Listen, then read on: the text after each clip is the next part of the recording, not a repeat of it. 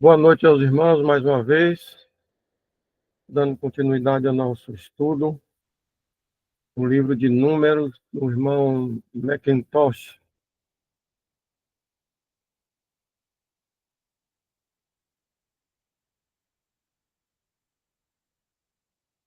Números 8, hein, irmão? Pode subir mais um pouquinho.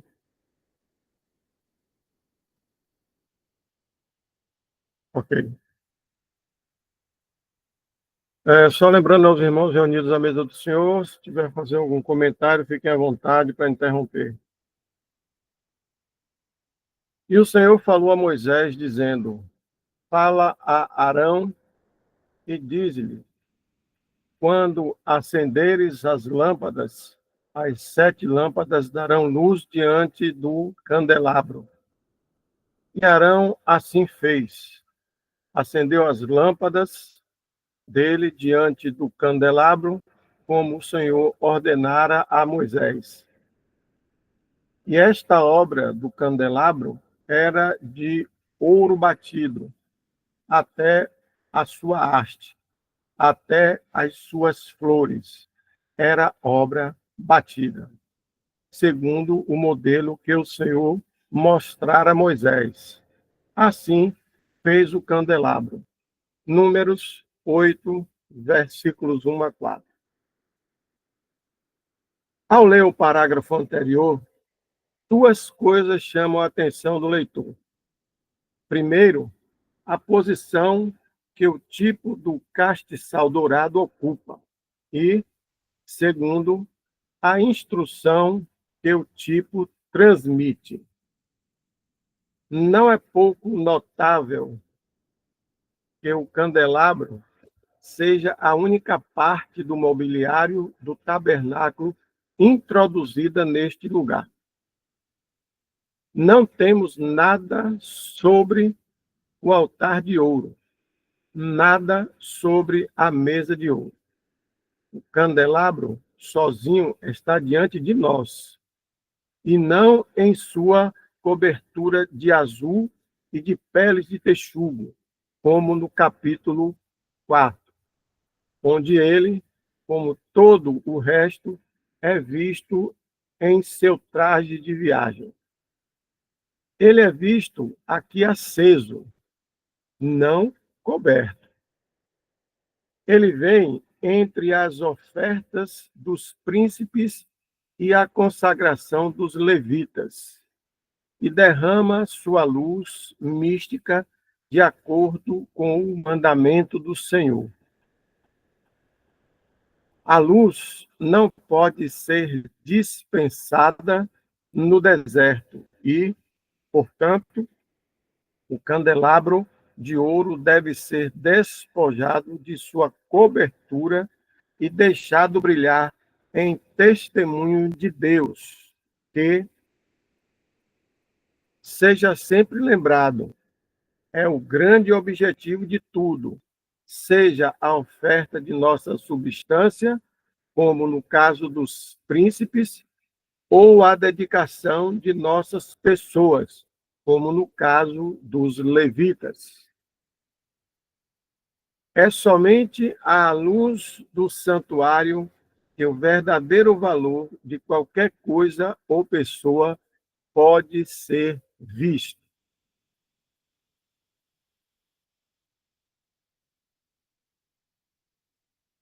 Dela, de fato, é divinamente perfeita. Tendo lido no capítulo 7 a declaração estendida da liberalidade dos príncipes, nós, em nossa sabedoria, poderíamos supor que a próxima coisa na ordem seria a consagração dos levitas, apresentando assim, em conexão ininterrupta, nossas pessoas e ofertas. Mas não.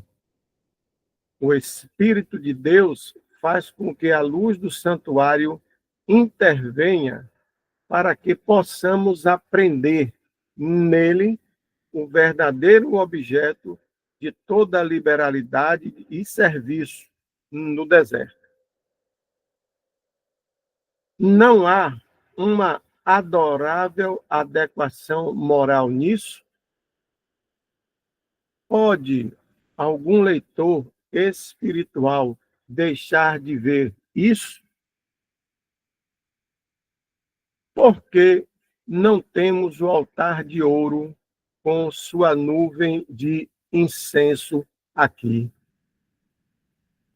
Porque não a mesa pura com seus 12 pães?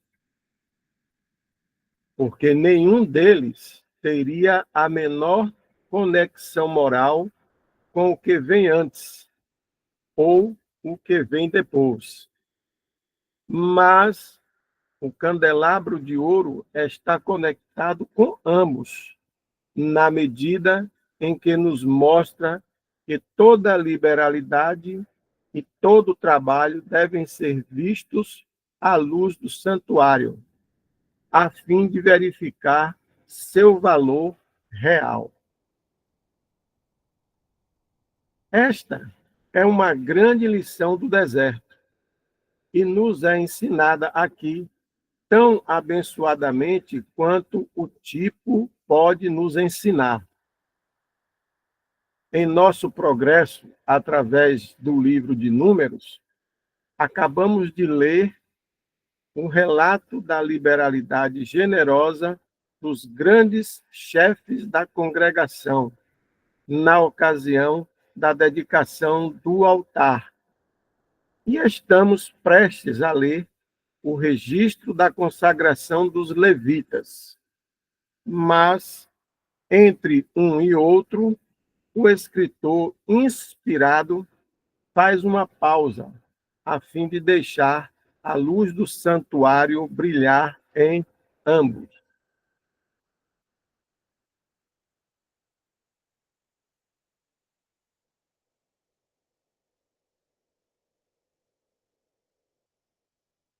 Esta é a ordem divina. É, ousamos dizer, uma das 10.000 ilustrações que jazem espalhadas pela superfície. Momento.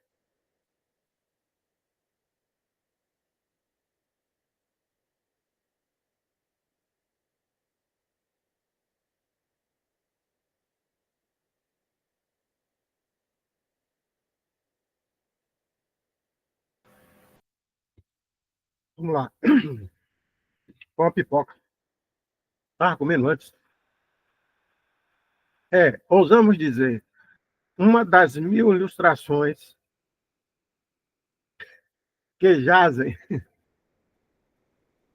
espalhadas pela superfície das Escrituras, tendendo a demonstrar a perfeição divina do volume como um todo e de cada livro, seção e parágrafo nele contido, perdão, vamos voltar.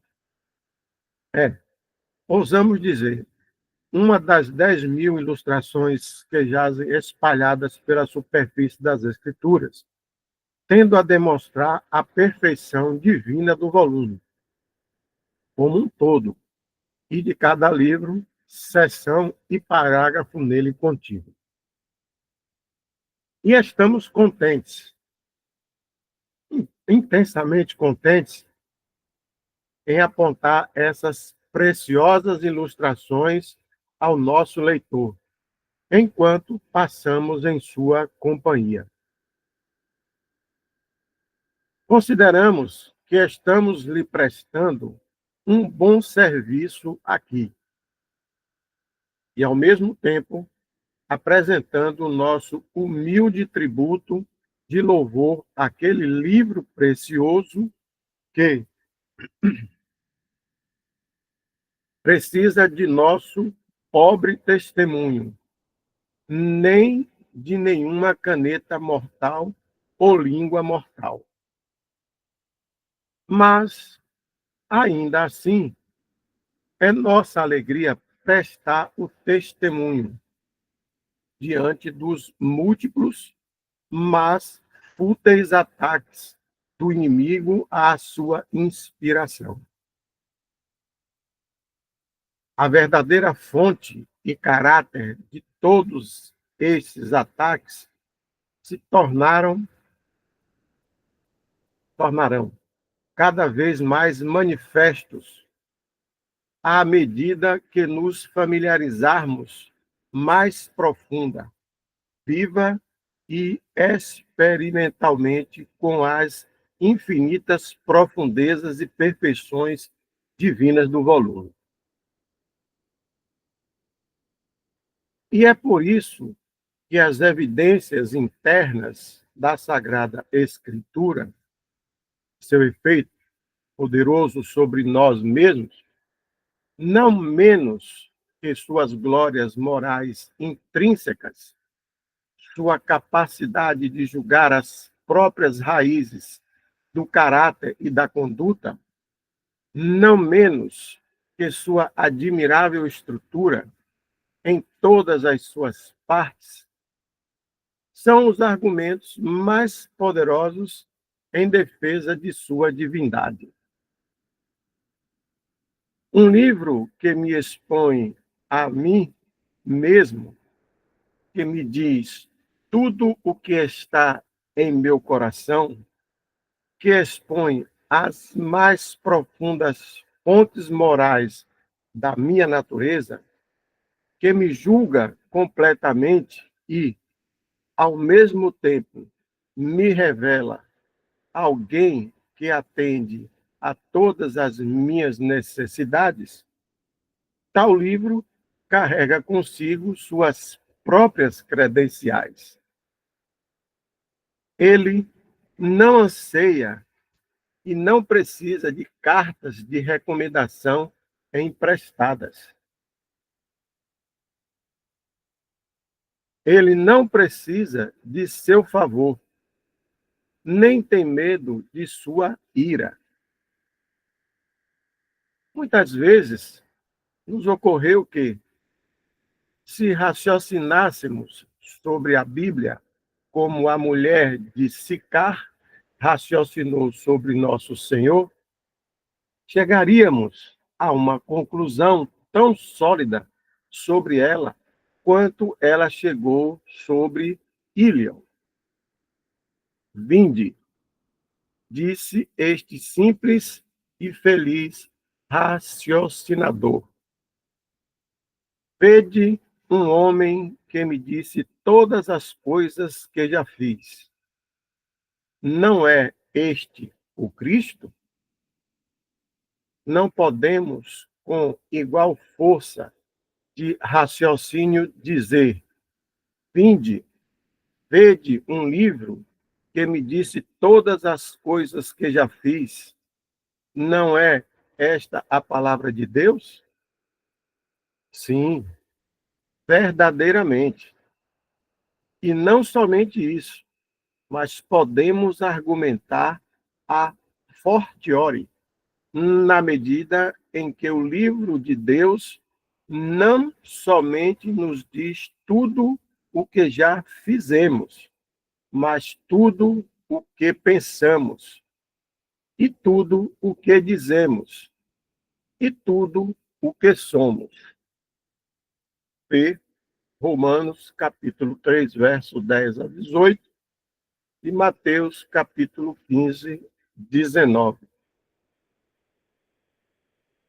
Os irmãos querem dar uma olhada? Seria interessante?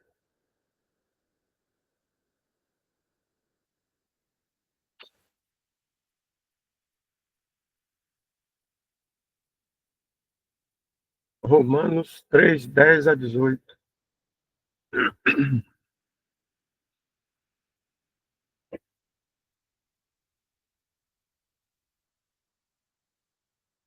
Romanos 3, 10. Como está escrito, não há um justo, nenhum sequer. Não há ninguém que entenda. Não há ninguém que busque a Deus. Todos se extraviaram e juntamente se fizeram inúteis. não há quem faça o bem. Não há nem um só.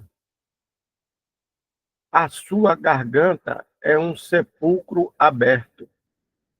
Com as suas línguas tratam enganosamente. Peçonha de áspides está debaixo de seus lábios. Romanos 3:13.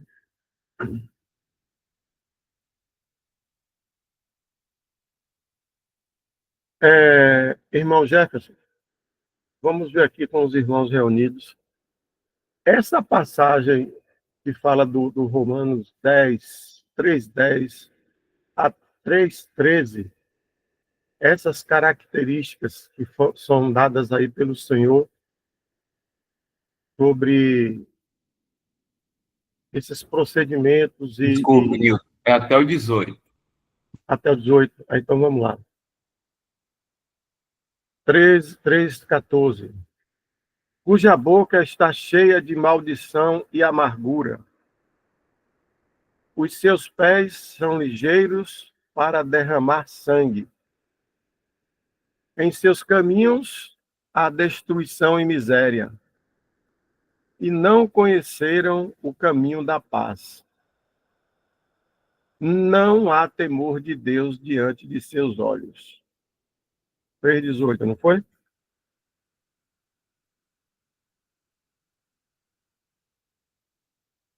É, 3:10, 18. Ou seja, é uma indagação. Essa passagem de Romanos 3:10, 18, dentro daquelas características extremamente negativas reportadas por Deus, a gente pode dizer que todas aquelas características estavam inclusas tanto na primeira como vai estar sendo registrado até a 7ª igreja? Deu para entender?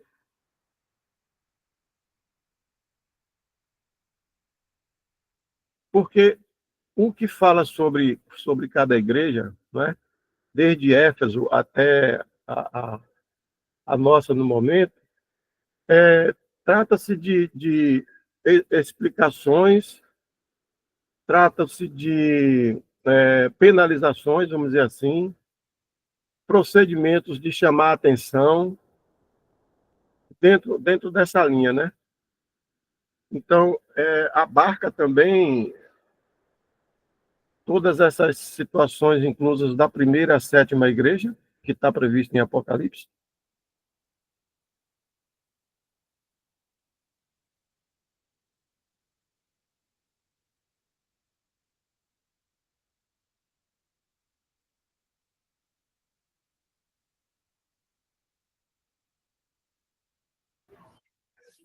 Newton, eu não vou conseguir lhe responder, mas o que me chamou a atenção aqui, antes desse parágrafo que você acabou de ler, que o autor aqui, ele fala de um julgamento em que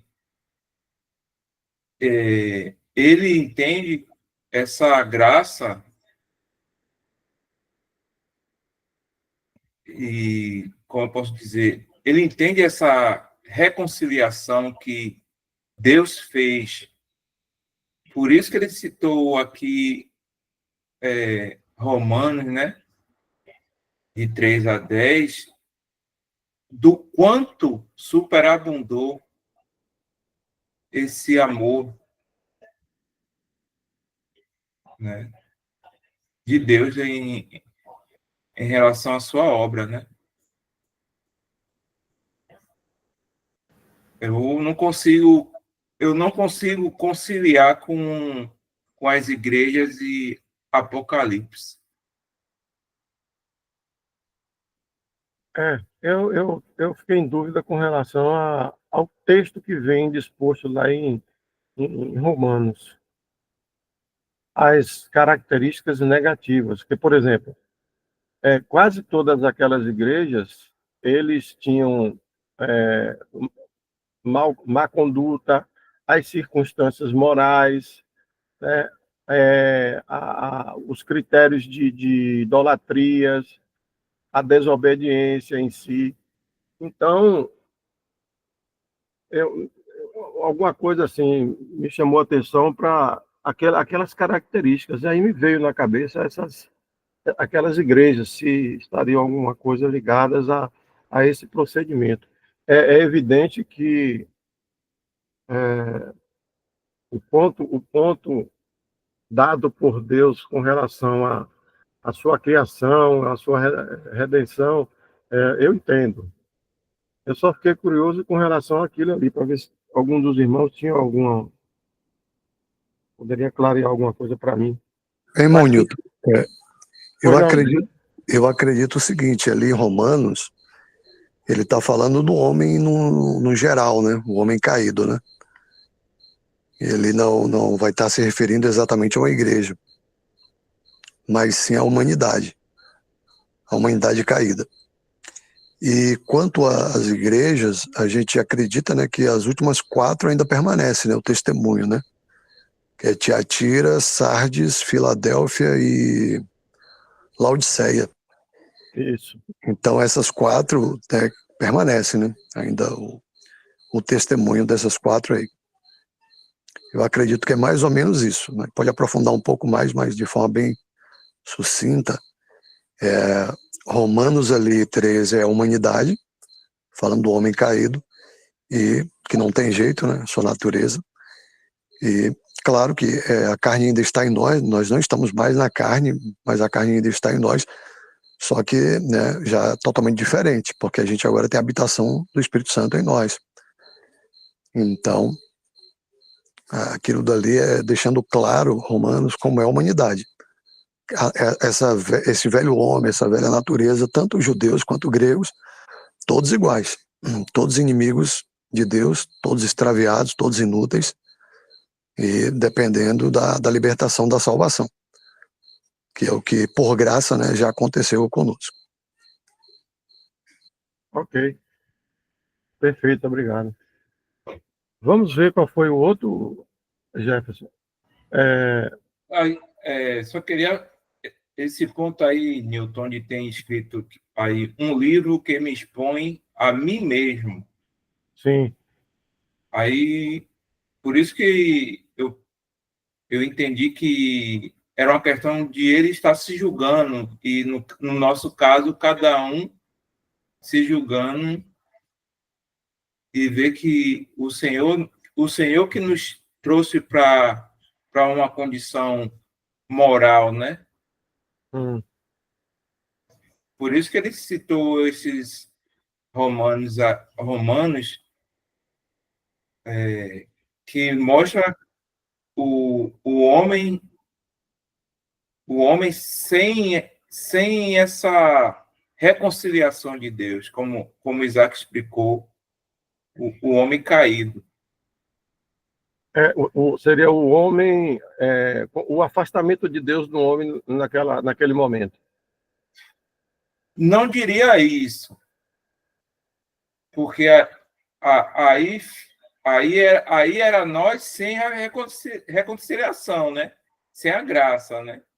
Sim, Né? ok. O irmão Leônidas levantou a mão. Pois não, irmão? Nesse assunto aí que os irmãos estão falando, não, eu creio que pode ser um advertimento, né? A palavra de Deus ela é proveitosa para nos ensinar, né? Nos corrigir. Então, os irmãos falando sobre isso aí, o irmão Isaac também trouxe, porque nós temos a carne, né? O cristão, ele não está isento de cometer alguma atrocidade como um incrédulo, né? Se ele não tiver em comunhão com o Senhor. Então, isso serve de exemplo. Aí eu me lembrei de 1 Coríntios 5, né?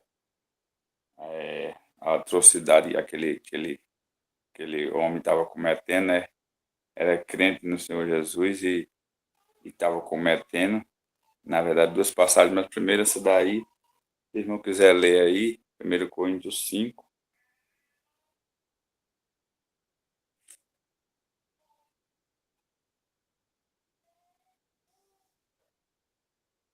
versículo 1 até o 5, eu creio, até o 6, se não quiser ler.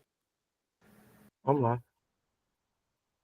1 Coríntios, capítulo 5, verso 1. Geralmente se ouve que há entre vós fornicação, e fornicação tal, que nem ainda entre os gentios se nomeia, como é haver quem abuse da mulher de seu pai. Estais ensoberbecidos, e nem ao menos vos entristecerdes, por não ter sido dentre vós tirado quem cometeu tal ação.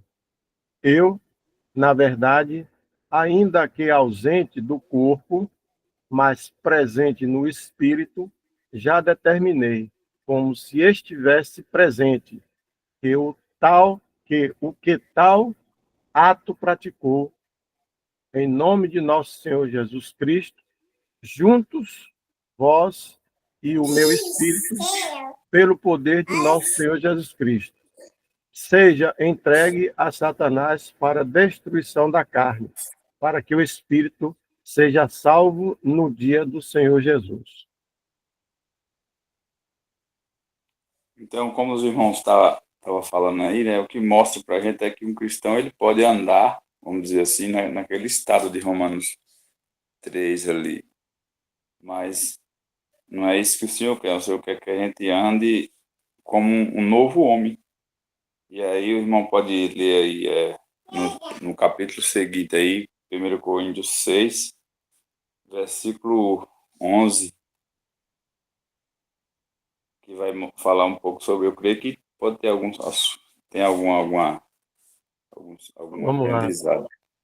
E é o que alguns têm sido, mas haveis sido lavados, mas haveis sido santificados, mas haveis sido justificados em nome do Senhor Jesus e pelo Espírito do nosso Deus. E antes aí ele fala dos pecados, né, nesse capítulo 6. Então eu creio que é uma advertência. Como o irmão Isaac falou, realmente Romanos 3 ali, eu creio que no modo geral, a ruína do ser humano, né? E o crente não deve achar que é super-herói, né? Que está livre dessas coisas, que se não andar em comunhão pode voltar a esse estado, eu creio. E aí, aqui em Coríntios 6 vai falar sobre isso, falar antes um pouco sobre o pecado, mas é só esse complemento aí, não sei se ajuda aí os irmãos. Ok. Irmão Jefferson, vamos ver qual foi, o que é que diz o outro livro? Lá no texto que a gente estava lendo.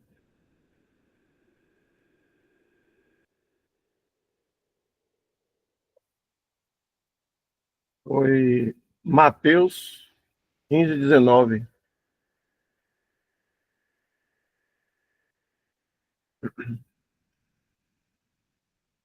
Mateus 15, 19.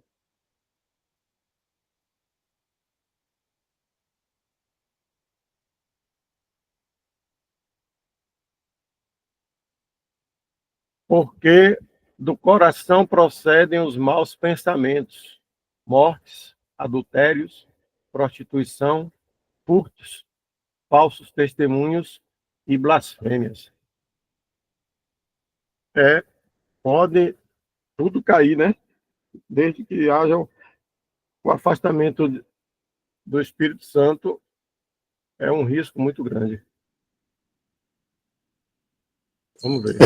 Só um detalhe, o cristão ele é liberto, né? Então não tem como ele está preso ao pecado. O pecado não reina mais. Está em Romanos também. O pecado não reina mais em nosso corpo.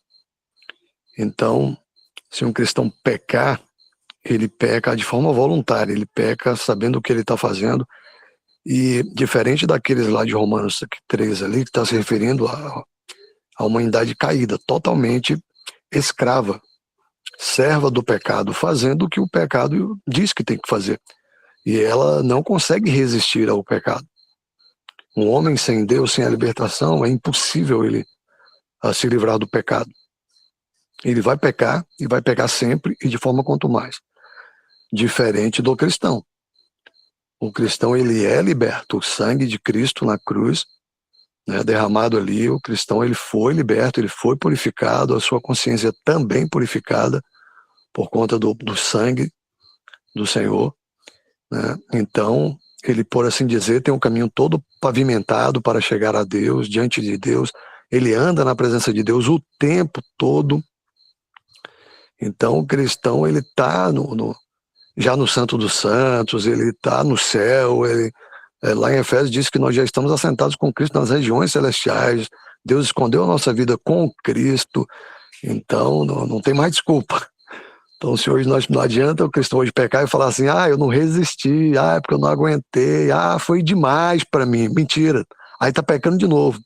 Mentira. Tá arrumando desculpa. Se pecou, pecou porque quis de forma deliberada. Se é cristão verdadeiro.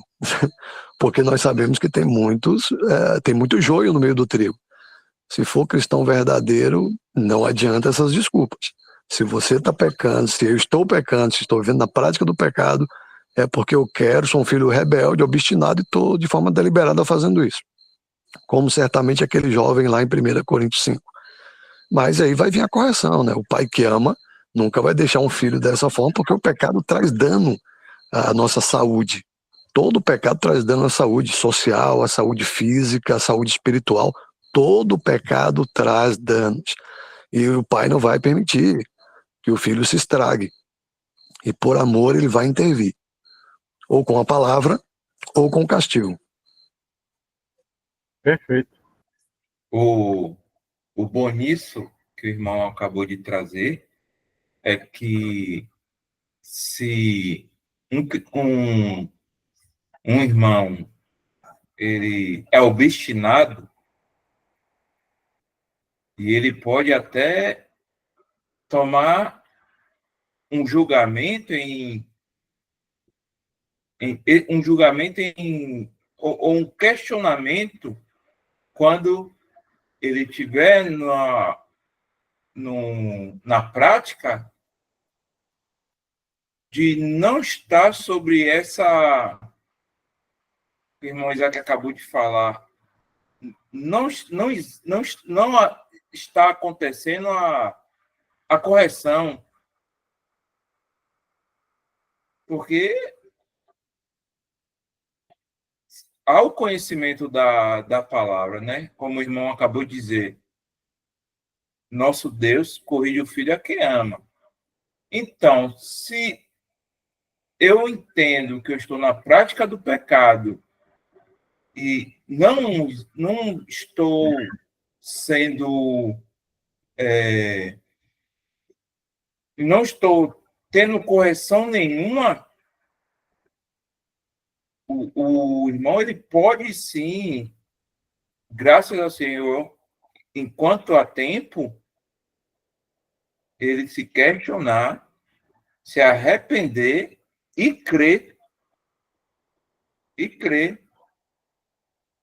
Porque a palavra diz que nosso Deus corrige o filho a quem ama. Como é que eu... Exemplo, né? Eu me coloco. Como é que eu estou praticando um pecado? E eu sei que Deus é um Deus de justiça e de amor e não está tendo nenhuma correção em mim.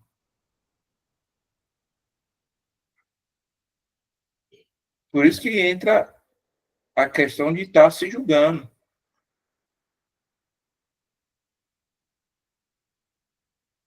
Me veio a passagem aqui de 1 Coríntios 10:13, do que vocês estão falando aí, que o cristão peca na luz, né?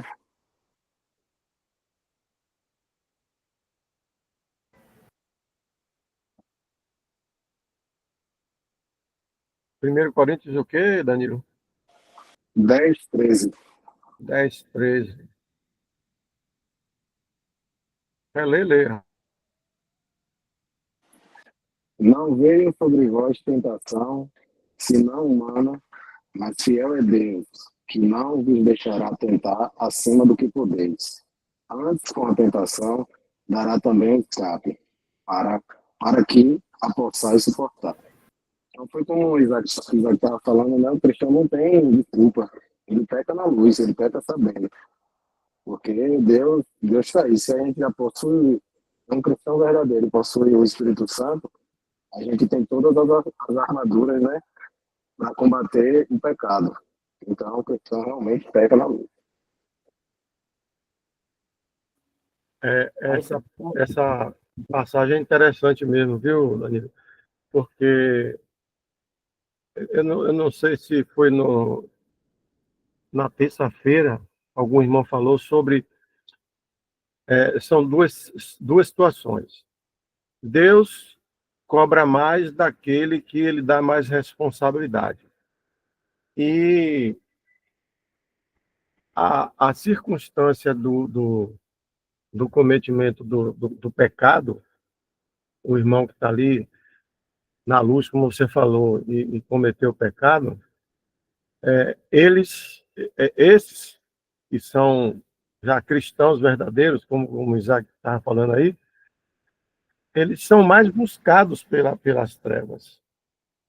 Eu não sei se os irmãos conseguiram entender. Todo aquele que efetivamente está ali, dando o melhor testemunho, ele é buscado mais pelas trevas. Ou seja, o inimigo, ele termina batendo mais. Né?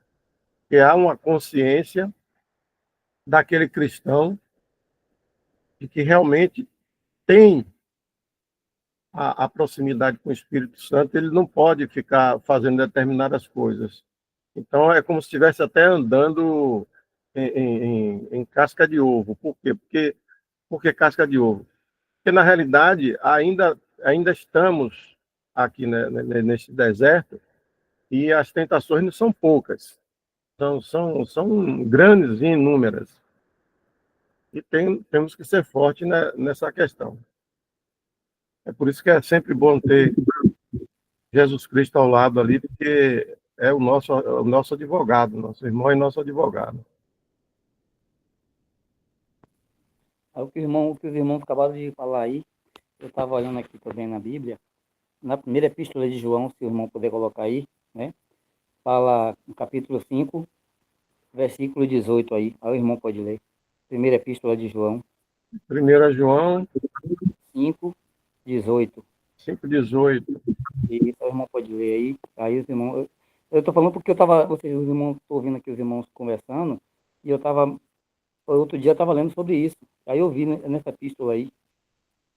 Vamos lá. 1 João, capítulo 5, verso 18. Sabemos que todo aquele que é nascido de Deus não peca, mas o que de Deus é gerado conserva-se a si mesmo, e o maligno não lhe toca. Tá bom.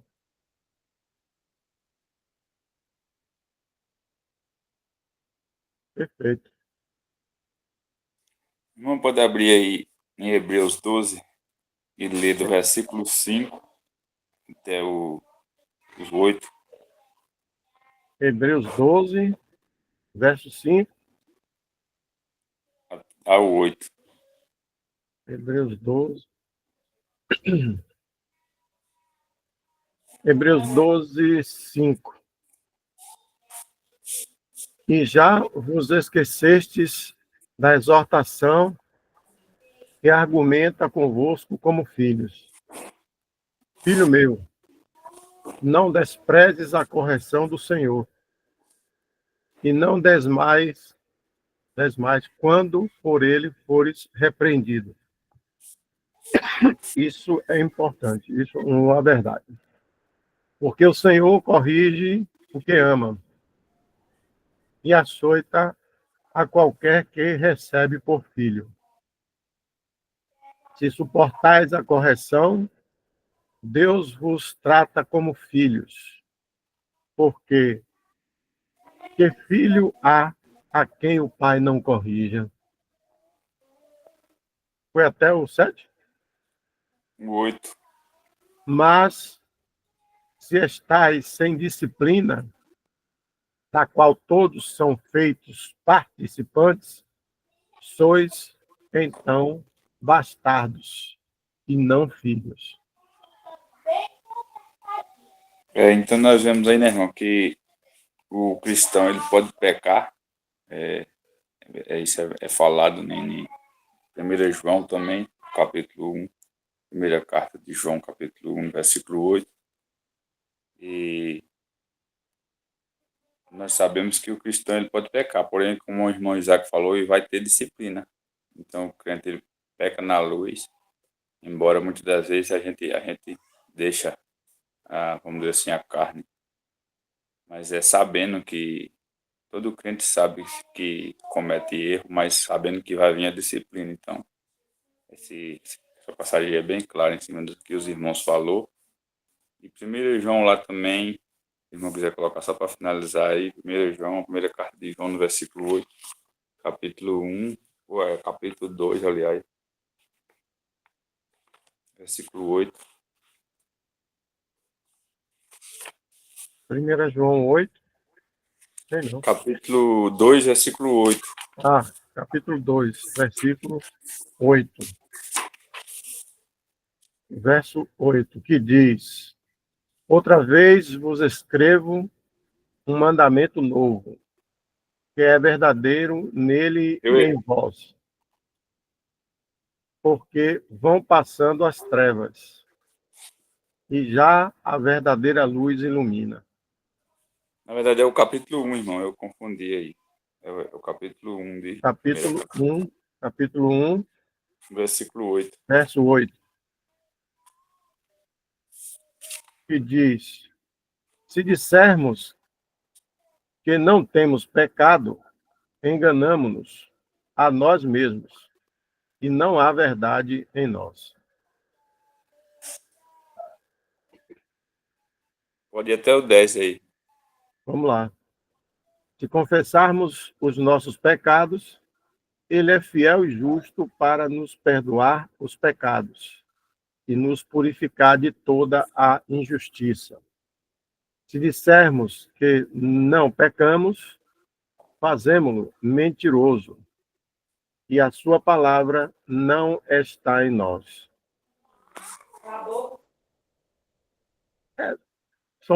São circunstâncias reais para o cristão, verdadeiras, e quem quiser que se iluda, né? Mas, como os próprios irmãos já vêm dizendo, a circunstância de uma irrealidade, ou uma mentira, ou qualquer um pecado, mesmo que seja na circunstância da luz, não achando-se ele dentro daquela circunstância que não pode ser corrigido, é um bastardo. Não tem para onde correr, não. Só um complemento a mais, a questão de correção também, ela pode não surgir se você mesmo se corrigiu, entendeu? Se você mesmo se corrigiu, julgou.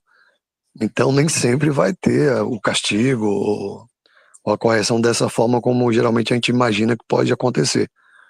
Então o Senhor também, o nosso Pai também é longânimo. Ele é longânimo, ele é misericordioso, ele é bondoso, ele é benigno. Então, pode ter uma irmã, e Deus tem um tratar para cada filho como a gente, com os nossos filhos. Você não vai bater em todos, você não vai... vai depender da situação, do que está acontecendo. Então, ele sabe como tratar cada um. Então, estou só falando isso para o irmão não ficar muito preocupado, falar, poxa, eu pequei ontem, não tive nenhuma correção, hoje já tem um mês que eu estou pecando algum pecado ali, não tive nenhuma correção. Será que eu sou bastardo e não sou filho de Deus? Então, vamos com bastante calma nessa hora.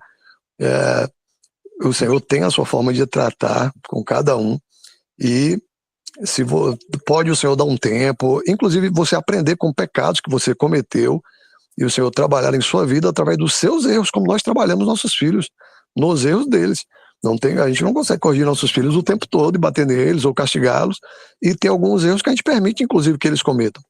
Deixamos eles cometer aquele erro, deixamos por algum tempo, para que depois eles mesmos entendam que foi falado, estava escrito, e mesmo assim ele errou.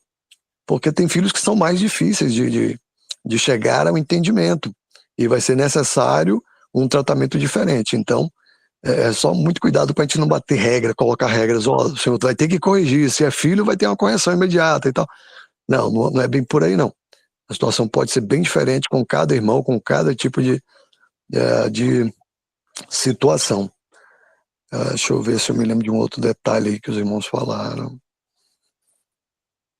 Longanimidade de Deus, falaram. Aquela situação, Isaac, do próprio José, né?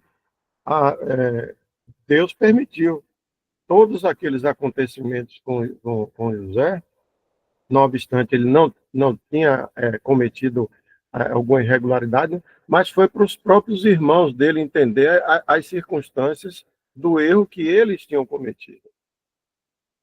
Exatamente. Então, assim, o Senhor, inclusive nos erros a gente aprende, o Senhor permite erros em nossas vidas, não que Ele quer que a gente peque, que a gente erre, mas Ele sabe que nós pecamos, e Ele permite, porque Ele pode também nos livrar, e Ele permite, às vezes, que aconteçam algumas coisas, e a gente vai tirar lições, a gente vai aprender, a gente vai dar graças a Ele depois, a gente vai glorificar ao Senhor com tudo que Ele fez. Como é que eu vou saber que Deus é longânimo? Como é que eu vou saber se Deus é bom, se Deus é benigno, se não acontecer situações em que Ele use de sua bondade para comigo, de sua longanimidade.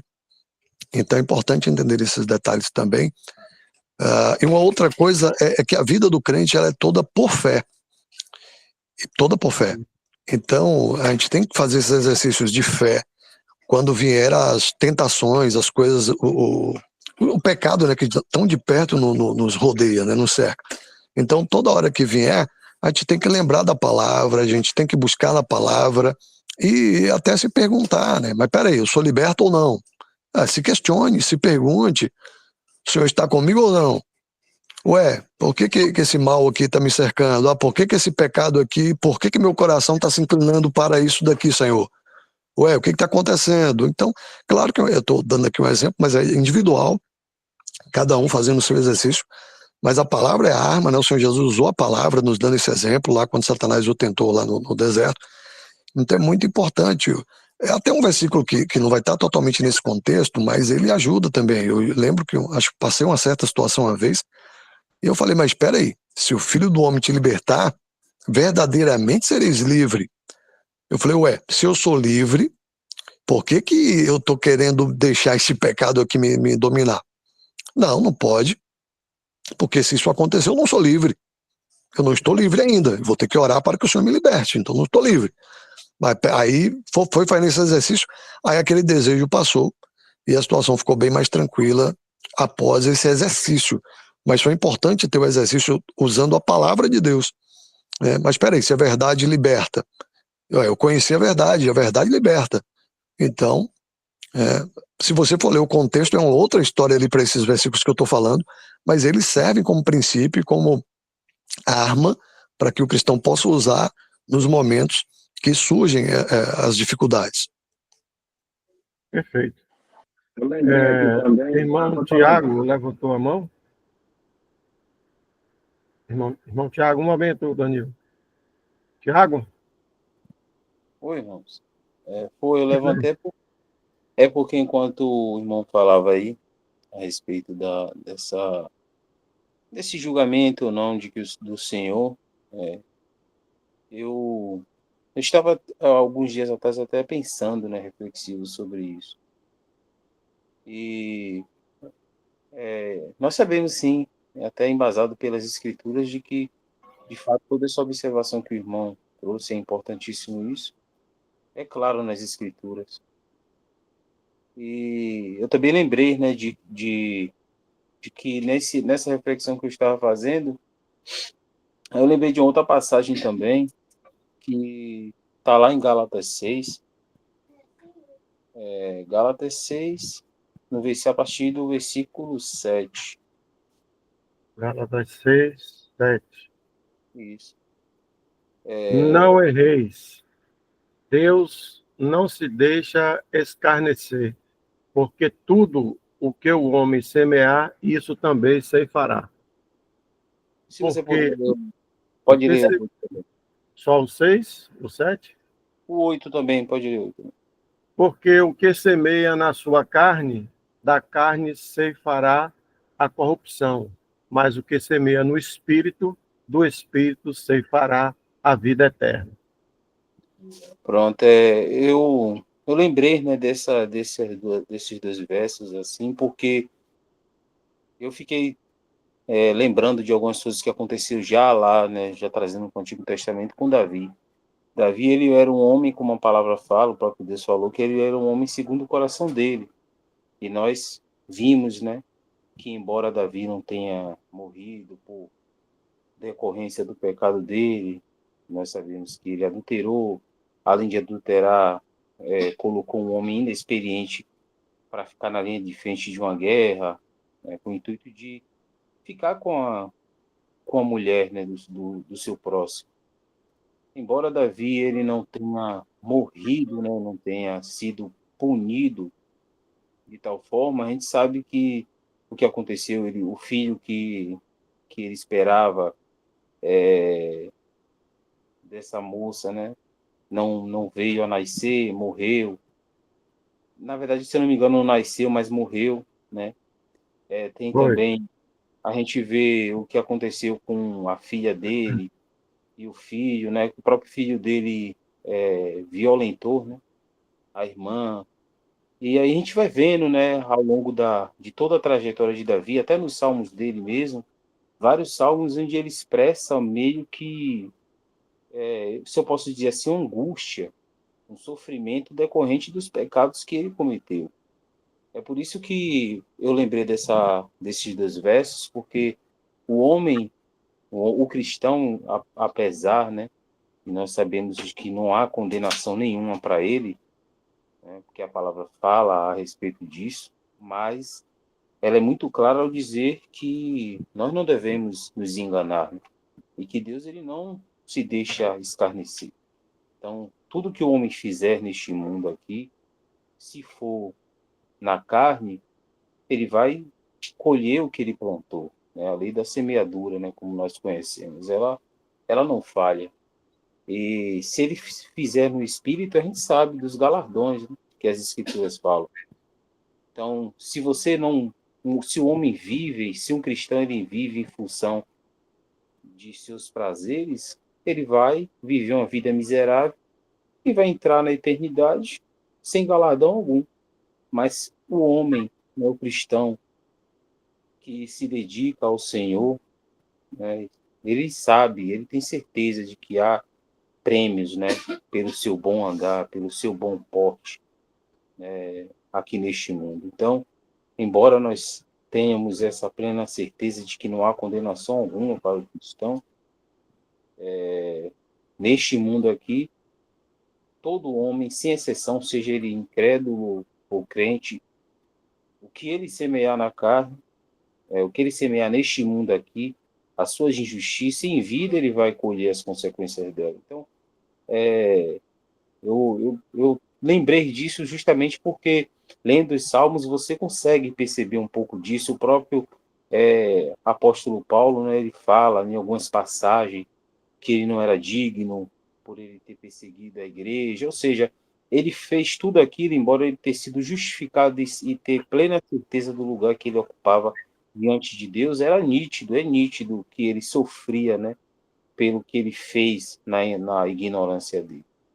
Então, quanto mais, né, um cristão, sabendo que o que está fazendo é errado, ele não pode esperar nada menos, né, do que colher essas mazelas, né, pelo seu mal porte neste mundo. Só até aqui.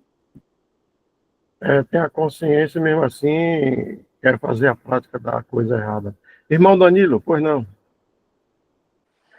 O que eu lembrei foi realmente o que Isaac estava falando, e até você também, Hamilton, falou de José. Aí eu lembrei, né, de toda a trajetória dos israelitas quando saíram do Egito, que seria uma transição rápida, né, para eles chegarem na Terra Prometida, mas Deus fez com que eles marchassem, ficassem dando ciclos, dando voltas por 40 anos. E justamente para disciplinando eles, né? Para que eles aprendessem. E assim também, como o Isaac falou também, até o mal que nós fazemos neste mundo, sendo cristão, Deus transforma em bem. Como até os irmãos também falaram aí, que para você ver, o Senhor veio para o que veio que era para o que é seu, né? Que foi para Israel, ele como rei, e eles não aceitaram e mataram o Senhor. E aí, o que é que Deus fez? O mal entrou, o pecado, né? Só que Deus chegou e transformou numa coisa muito maior. Deus chegou e globalizou tudo, pegou todo mundo, gentil, judeu, grego, tudo, o mundo todo. Então, onde abundou o pecado, superabundou a graça. Então, Deus é maravilhoso, é misericordioso, gracioso. Então, Deus é maravilhoso. Perfeito. Ok. Como o Irmãos, irmão Isaac falou, Deus é longânimo, né? Irmão Leones, pois não? eu sei que já está avançado o horário, mas o irmão Isaac falando, eu também me lembrei de duas passagens, né? A primeira foi referente àquele homem de Coríntios 5, né? Que estava cometendo um absurdo, um pecado grave. E aí o irmão Isaac falou, eu me lembrei, não me lembro na próxima carta que está falando que ele foi restaurado, né? Provavelmente ele se arrependeu, se regenerou e ele foi restaurado.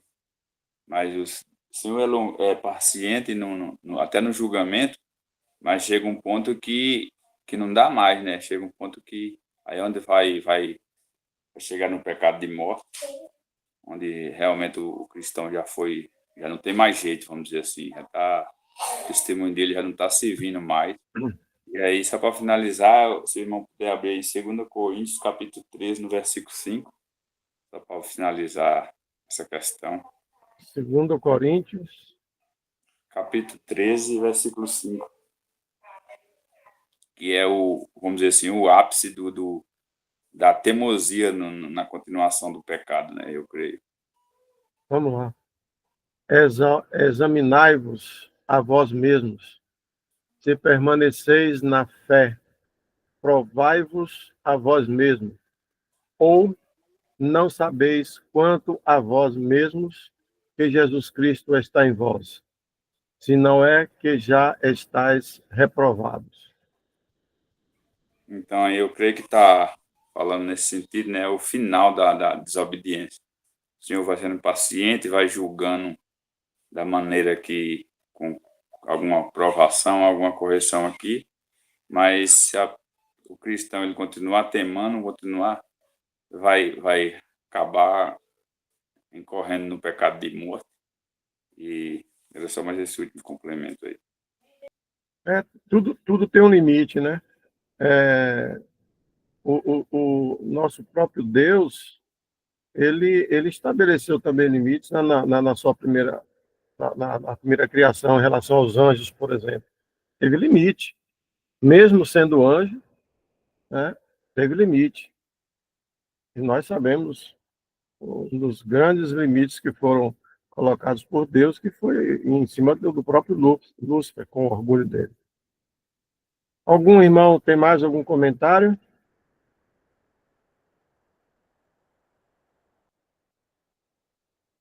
Não?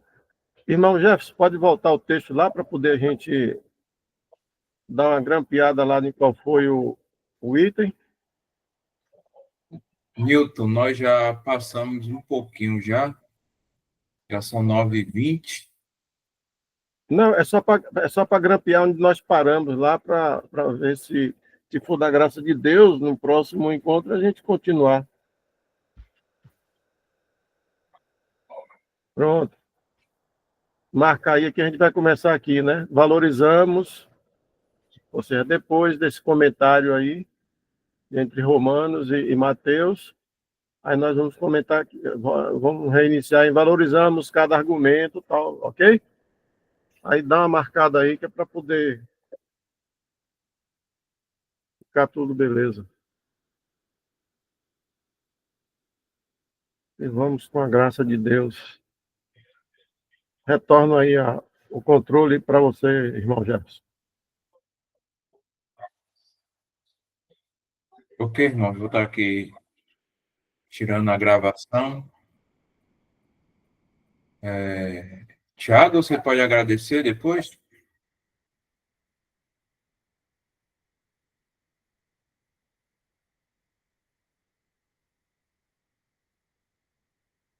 Posso sim.